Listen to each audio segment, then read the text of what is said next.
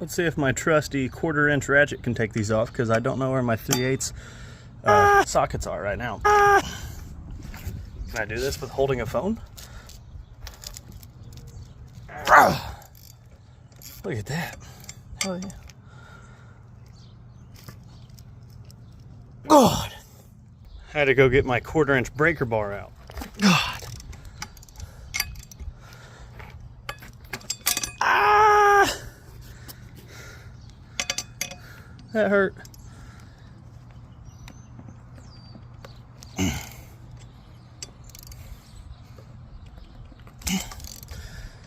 Oh, should definitely be using a bigger